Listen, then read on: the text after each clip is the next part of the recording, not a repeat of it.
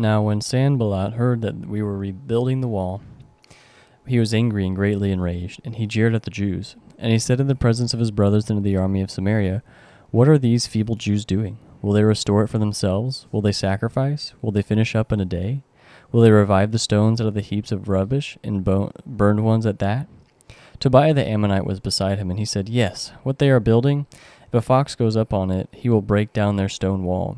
Hear, O God, for we are despised. Turn back their taunt on their own heads, and give them up to be plundered in a land where they are the captives.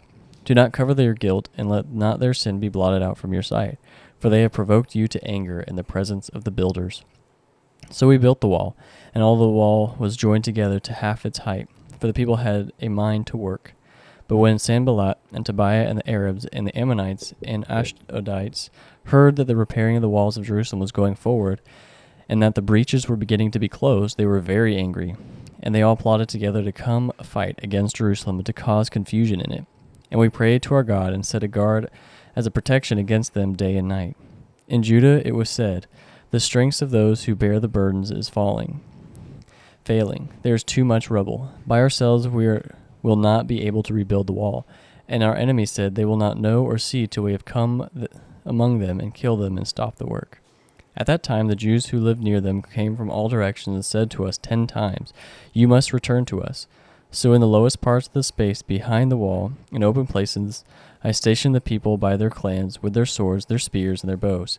And I looked and arose and said to the nobles, and to the officials, and to the rest of the people, "Do not be afraid of them. Remember the Lord, who is great and awesome, and fight for your brothers, your sons, your daughters, your wives, and your homes."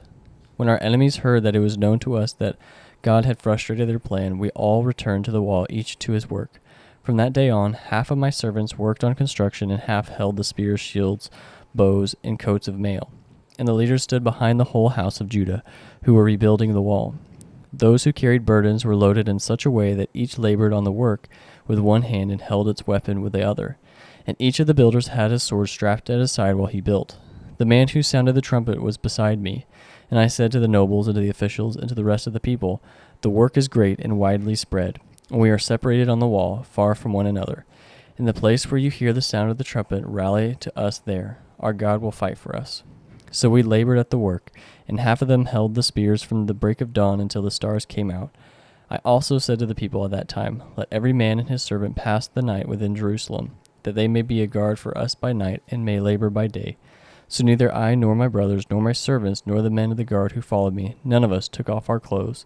Each kept his weapon at his right hand.